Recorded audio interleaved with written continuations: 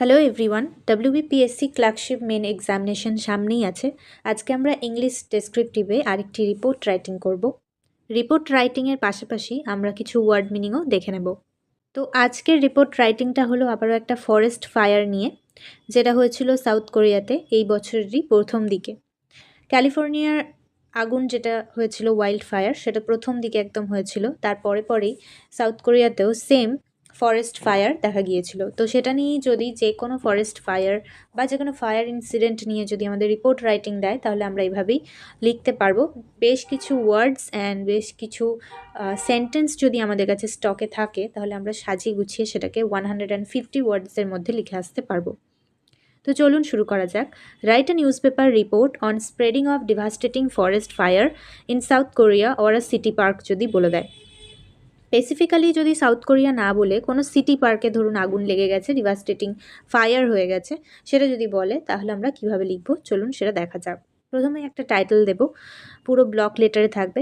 Massive bless engulf city park reserve, অর্থাৎ একটা city park reserve আছে, সেরকম হয় যে বায়োস্ফিয়ার রিজার্ভ বা ন্যাশনাল পার্ক যেগুলো, সেরকম কোনো জায়গায় যদি খুব বড় সড়ো আগুন লেগে যায়। ম্যাসিভ ব্লেজ মানে বড় সড়ো আগুন, এনগালফস মানে পুরোটা ঘিরে ফেলে, ছড়িয়ে পড়ে সিটি পার্ক রিজার্ভে। ইভাকুয়েশন আন্ডারওয়ে, তার মানে যত আশপাশেও ছড়িয়ে গেছে সেখান থেকে সবাইকে বার করার প্রসেসটা চলছে। ইভাকুয়েশন মানে সবাইকে বের করে আনা, সেই প্রসেসটা চলছে। আন্ডারওয়ে মানে চলছে। তো এরকম একটা টাইটেল আমরা দিতে পারি যে massive bless engulf city park reserve, evacuation underway. এছাড়াও আমরা দিতে পারি সাউথ কোরিয়াস ডেডলিয়েস্ট ফায়ার ইন্ডিকেটস, সেটা খুবই সহজ হবে, ইজি হবে। বা city parks deadliest fire indicates বা সিটিজ ডেডলিয়েস্ট ফায়ার ইন্ডিকেটস, যা খুশি আমরা দিতে পারি।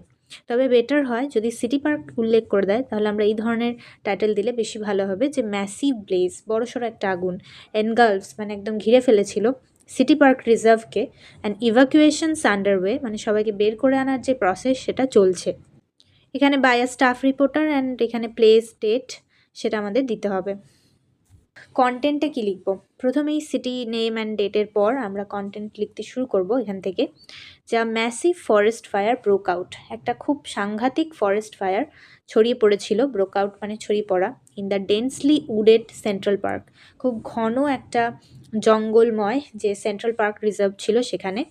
কবে? নিউজ যেহেতু পরের দিন বা সেই সপ্তাহে প্রকাশিত হয়, সেজন্য কারেন্ট ইনসিডেন্টের ওপর হয়, সেজন্য আমরা অন টিউসডে বলে দিতে পারি। তাহলে আমাদের ডেট দেওয়ার কোনো ঝামেলা থাকলো না। তো আমরা একটা জাস্ট কবে হয়েছে সেটার বারটা, সপ্তাহের কোন দিন হয়েছে সেটা বলে দিলাম। তো ম্যাসিভ ফরেস্ট ফায়ার, এটা বড়সড় ফরেস্ট ফায়ার ব্রোক আউট ছড়িয়ে পড়েছিল in densely wooded central park reserve, ঘন জঙ্গলময় সেন্ট্রাল পার্কে, অন টিউসডে ইভিনিংয়ে, সন্ধেবেলায় বা দুপুরবেলায়। তো ফোর্সিং, কমা দিয়ে, এখানে একটা কমা দিয়ে তারপর লিখতে হবে forcing the immediate evacuation of nearby residential areas. যেহেতু এত বড় আগুন লেগে গেছে, তার কারণে কি হয়েছে, ফোর্সিং মানে করতে বাধ্য হয়েছে কি না, ইভ্যাকুয়েশন, ইমিডিয়েট ইভ্যাকুয়েশন করতে বাধ্য হয়েছে সবাই। ইভ্যাকুয়েশন মানে বের করে আনতে। নিয়ার বাই রেসিডেন্সিয়াল এরিয়াস অর্থাৎ কাছাকাছি যে ঘরবাড়িগুলো ছিল, রেসিডেন্সিয়াল এরিয়া মানে ঘরবাড়িগুলো, সেখান থেকে বাসিন্দাদের বার করে আনা সেটা হয়েছে।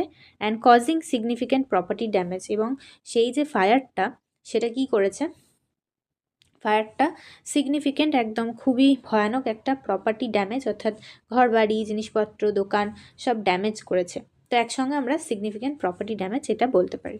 তাহলে ফার্স্ট স্ট্যান্ডাতে আমরা বলে দিলাম কি হয়েছে, ফরেস্ট ফায়ার হয়েছে। ফরেস্ট ফায়ার হয়েছে কোথায় হয়েছে, সেন্ট্রাল পার্কে হয়েছে, আর কবে হয়েছে বা কখন হয়েছে, টিউসডে ইভিনিংয়ে হয়েছে। আর তার ফলে তার কজ কি হয়েছে, ক্যাজুয়ালিটিস কি হয়েছে, সেগুলো আমরা পরে দেখব। কজ হয়েছে যে আমাদের ইভ্যাকুয়েট করতে হয়েছে রেসিডেন্টসদের, আর সেখানে অনেক প্রপার্টি ড্যামেজ হয়েছে। এরপর আমরা লিখতে পারি যে the blaze which started around, মানে শুরু হয়েছিল প্রায় 6:30টার সময়, সন্ধে 6:30টার সময়, spread rapidly due to strong winds, যেহেতু প্রচণ্ড জোরে হাওয়া দিচ্ছিল তার কারণে স্প্রেড করে গেছিলো, ছড়িয়ে পড়েছিল খুব দ্রুত, র্যাপিডলি। অ্যান্ড ড্রাই কন্ডিশনের জন্যও সেটা হয়েছিল, স্ট্রং উইন্ডস অ্যান্ড ড্রাই কন্ডিশনের জন্যই সেই যে আগুনটা সেটা খুব তাড়াতাড়ি, খুব র্যাপিডলি স্প্রেড করেছিল। যার ফলে ক্রিয়েটিং আ ক্যাওটিক সিন, সবাই খুব চেঁচামেচি করছে, খুব চিৎকার চেঁচামেচি করছে। So creating a chaotic scene as, কারণ residents scrambled to leave their homes, যেহেতু সবাই চেঁচামেচি করে ধাক্কাধাক্কি করে প্রায় তাদের ঘর থেকে বেরিয়ে আসছে, কাছাকাছি ঘর থেকে। সো কি বলা হলো, the blaze which started around 6:30 PM spread rapidly due to strong winds and dry conditions, creating a chaotic scene as residents scrambled to leave their homes. এরপরে থিক স্মোক, একটা যেহেতু অত বড় আগুন লেগেছে, অত কালো কালো ধোঁয়া বড় পুরো আকাশ জুড়ে ছড়িয়ে পড়ছে। So thick smoke blanketed the city skyline, শহরের যে আকাশ সেটাকে পুরো ছেয়ে ফেলেছিল এই ঘন ধোঁয়া। And local residents reported hearing several loud explosions, কিছু কিছু জায়গা থেকে লোকাল রেসিডেন্টসরা দেখতে পাচ্ছিল বা লোকাল রেসিডেন্টসরা রিপোর্টেড মানে রিপোর্ট করেছিল বা খবর দিয়েছিল যে তারা শুনেছে লাউড জোরে জোরে এক্সপ্লোশন বা ব্লাস্টের মতো শব্দ, লাইকলি ফ্রম, বোঝা যাচ্ছে মনে করা হচ্ছে, লাইকলি মানে মনে করা হচ্ছে from gas cylinders in adjacent properties, কাছাকাছি পাশাপাশি যে ঘরবাড়িগুলো থেকে সেখানে যে সিলিন্ডার্সগুলো ছিল গ্যাস সিলিন্ডার্স, ওইগুলো থেকেই ব্লাস্ট করার শব্দগুলো এসছিল। যেহেতু আগুন, তাহলে সিলিন্ডার তো ব্লাস্ট করে যাবেই ছড়িয়ে পড়লে আগুনটা ঘরের মধ্যে। তো সেইটাই আর কি কারা রিপোর্ট করেছে না, লোকাল রেসিডেন্টসরা রিপোর্ট করেছে। তাহলে এখানে আমরা যেটা দেখালাম যে ব্লেজটা কখন স্টার্ট হয়েছে সেটাকে পরে দেখালাম, আগেও বলতে পারতাম। তারপরে দেখলাম কেন সেই ব্লেজ বা আগুনটা হয়েছিল, আর তার ফলে চিৎকার চেঁচামেচি করে সবাই তাদের ঘরবাড়ি ছেড়ে বেরিয়ে আসছিল। ঠিক স্মোক, একটা কালো ধোঁয়া ছেয়ে ফেলেছিল। আর লোকাল রেসিডেন্টরা কী জানালো, কেউ তো কিছু একটা খবরের মাধ্যমে আমরা যখন রিপোর্ট করছি কেউ কিছু না কিছু একটা জানাবে। সো রিপোর্ট করেছে যে তারা অনেক লাউড এক্সপ্লোশন শুনেছে, যেগুলো গ্যাস সিলিন্ডার থেকে মনে করা হচ্ছে, পাশাপাশি যে ঘরবাড়ি ছিল সেখান থেকে এসছে। এরপরে দ্য এক্স্যাক্ট কজ, মানে এক্স্যাক্ট যে কারণ আগুন লাগার, ইজ স্টিল আন্ডার ইনভেস্টিগেশন, এখনও ইনভেস্টিগেশনটা চলছে। বাট অফিসিয়ালস মানে যারা তদন্তে রয়েছে তারা সাসপেক্ট করছে, সন্দেহ করছে একটা ডিসকার্ডেড সিগারেট, হয়তো কেউ সিগারেট খেয়ে ডিসকার্ড করে দিয়েছে, মানে ফেলে দিয়েছে, আর প্রয়োজন নাই, তো আগুন ধরানো সিগারেট ফেলে দিয়েছে। ওর শর্ট সার্কিট হয়েছে নিয়ার দ্য পার্ক পেরিমিটার, পার্কের কাছাকাছি তার পেরিমিটারেই যদি কোনো শর্ট সার্কিট হয়ে থাকে সেখান থেকেও আগুনটা লাগতে পারে। তাহলে অফিসিয়ালরা সাসপেক্ট করছে যে এটা মেবি কী কারণে হয়েছে না, সিগারেট কেউ খেয়ে ফেলে দিয়েছে সেখান থেকে, কিংবা শর্ট সার্কিট থেকে পার্কের কাছাকাছি এই আগুনটা লেগেছে, এটা লাইকলি মানে মনে করা হচ্ছে, সাসপেক্ট বা সন্দেহ করা হচ্ছে। ওকে, তাহলে আমরা আরেকবার পুরোটা এখানে পড়ে দিই যে a massive forest fire broke out in the densely wooded central park reserve on Tuesday evening, forcing the immediate evacuation of nearby residential areas and causing significant property damage. The blaze, which started around 6:30 p.m., spread rapidly due to the strong winds and dry conditions, creating a chaotic scene as residents scrambled to leave their homes. Thick smoke blanketed মানে মুড়িয়ে ফেলেছিল, যেমন আমরা কম্বলে মুড়িয়ে ফেলি সেরকম মুড়িয়ে ফেলেছিল দ্য সিটি স্কাইলাইন, আকাশ।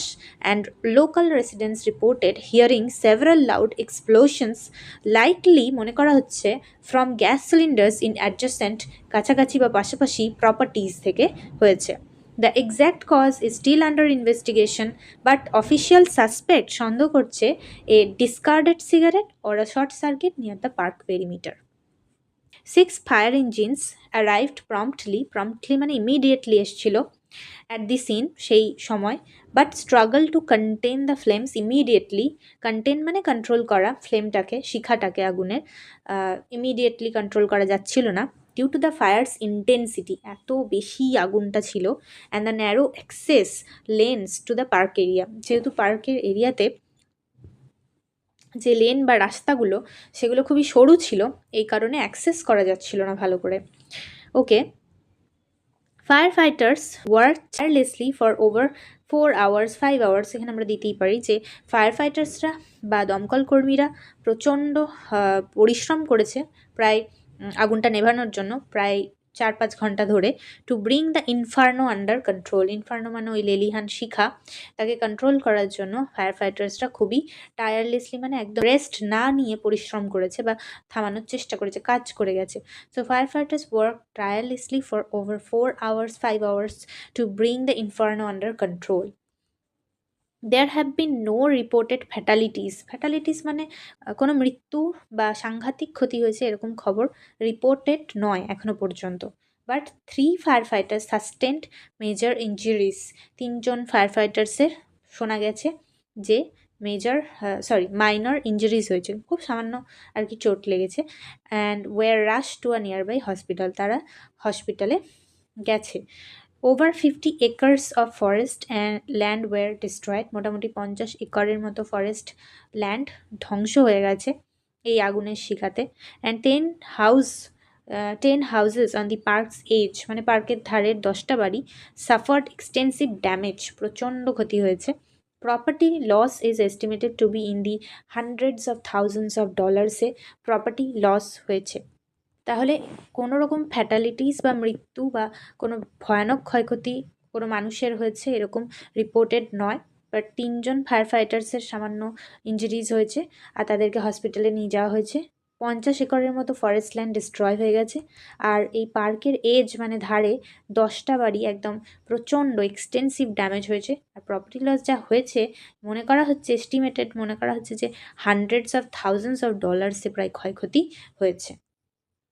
এরপরে অথরিটিস হ্যাভ কর্ডনড অফ মানে হচ্ছে ঘিরে ফেলেছে, সেই জায়গাটাকে সিল করে দিয়েছে, সেখানে কারোর এন্ট্রি আর চলবে না।